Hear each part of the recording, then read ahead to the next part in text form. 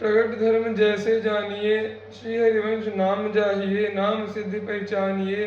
श्री हरिवंश नाम सब सिद्धि, सबे रसिक विलसै नवनिधि, भुगते देहि न जाचहि।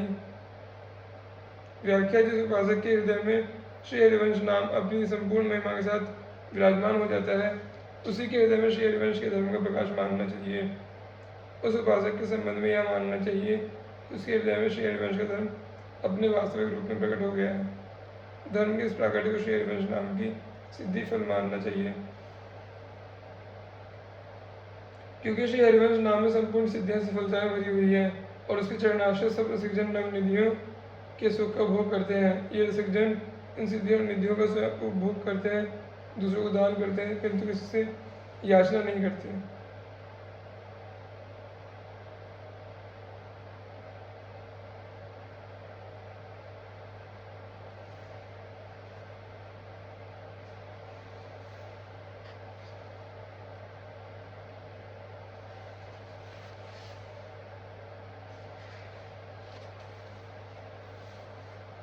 पोषण भरण न चिंत कराई, श्री हरिवंश विलसाही। वृंदावन की माधुरी, गुण गावत जो रसिक सच पाई, संतत सकल सुनोचित लाई, श्री हरिवंश प्रताप जस। व्याख्या: रसिक जन अपने भरण पोषण की कोई चिंता न करके वृंदावन की सहज माधुरी रूप श्री हरिवंश के वैभव का उपभोग करते रहते हैं। इस सहज वन माधुरी के उपभोग से परम सुख पाकर ये रसिक जन श्री हरिवंश नाम के अद्भुत गुणों का गान करते हैं और इससे उनके चित्त में दुगुना रंग चढ़ता है। ये रसिक जन एकाग्र चित्त से ऐसे श्री हरिवंश नाम के प्रताप यश का निरंतर श्रवण करो।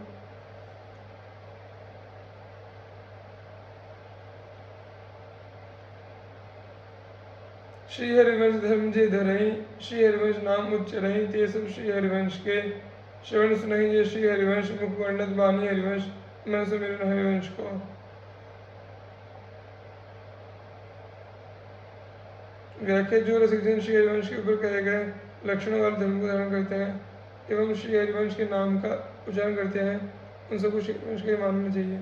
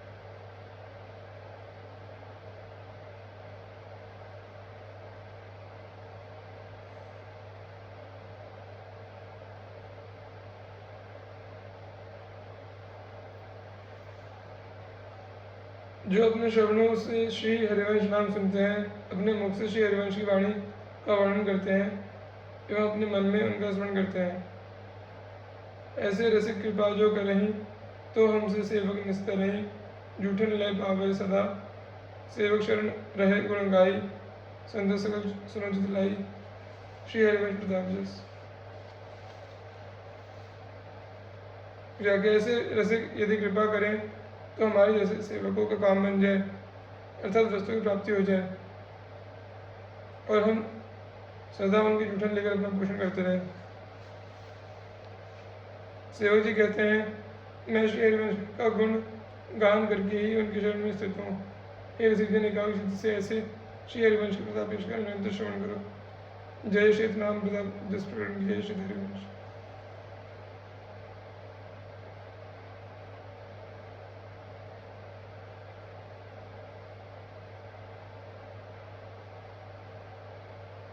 श्री हितवाणी प्रताप चौथा प्रकरण। समझो श्री हरिवंश सुबानी, रसद मनोहर सब जग जानी, कोमल ललित मधुर पद श्रेणी, रसिकन को जो परम सुख देनी। श्री हरिवंश नाम उच्चार, नित्य बिहार रस कयो अपार। श्री वृंदावन भूमि बखानो, श्री हरिवंश कहे ते जानो। श्री हरिवंश गिरा रस सूधी, कछु नहीं कहो आपनी बूझी। श्री हरिवंश की पावती पाऊँ, तो रसिकन को गाई सुनाओ। व्याख्या श्री सेवक जी कहते हैं, श्री हरिवंश की सुंदर वाणी को समझने की पूरी चेष्टा करनी चाहिए। यह वाणी रसदायक और मनोहर, मन का हरण करने वाली है। इस बात को संपूर्ण जगत जानता है। इस वाणी की पद श्रेणी अर्थात शब्दावली कोमल ललित मधुर और काव्य मर्मा में प्रेमी रसिक जनों को परम सुख देने वाली है। जिस वाणी का उच्चारण कर्कशता शून्य एवं सरल होता है उसको कोमल कहते हैं। जिसकी अक्षर मैत्री सुहावनी हो वह ललित है, और जिसमें दिव्य श्रृंगार का वर्णन हो वह मधुर है। इस वाणी के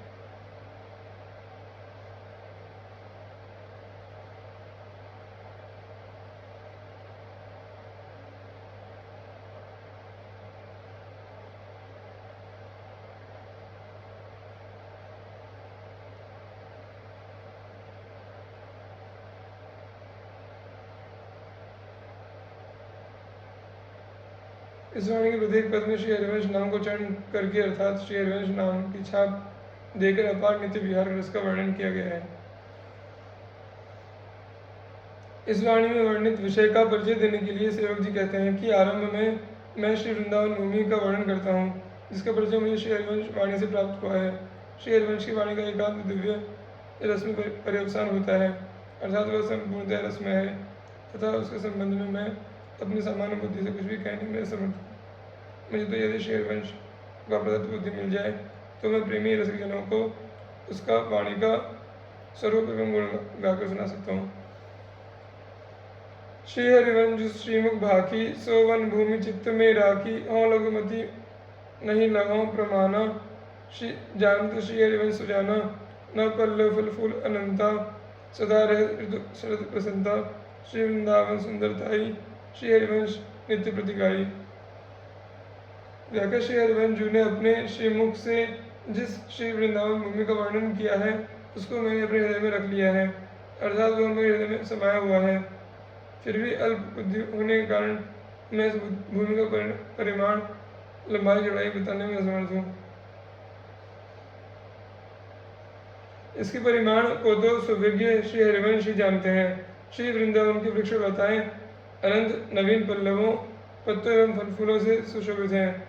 श्री सेवक जी की यह पंक्ति श्री हित 84 पद संख्या 28 की ऋतु बसंत अनंत मुकुलित कुसुम और फलपात पर आधारित है और वहाँ सदैव शरद और बसंत ऋतु रही आती हैं। श्री वृंदावन के दिन बसंत की सुषमा से मंडित होते हैं और रात्रियाँ शरद की उज्ज्वल शोभा से। श्री वृंदावन की अद्भुत सुंदरता का श्री हरिवंश जी ने अपनी वाणी में नित्य प्रतीक किया है। श्री वृंदावन नवनव कुंज, श्री हरिवंश प्रेम रसपुंज। श्री हरिवंश कर दंत केली, छिन छिन प्रति नव नवरस झेली। कभों को निर्मित तरल हिंडोला, झूलत फूलत कृत कलोला। कभों को नवदल से रजावही, श्री हरिवंश सुरधृति गावही। व्याख्या श्री वृंदावन की नित्य नवीन कुंज श्री हरिवंश जो कि प्रेम रस के पुंज हैं। अर्थात श्री वृंदावन की कुंजों के रूप में श्री कुंजों का प्रेम रस पुंजीभूत हो रहा है। इन कुंजों में परस्पर प्रेम स्वरूप श्री हरिवंश जो क्षण क्षण में नवीन बनने वाले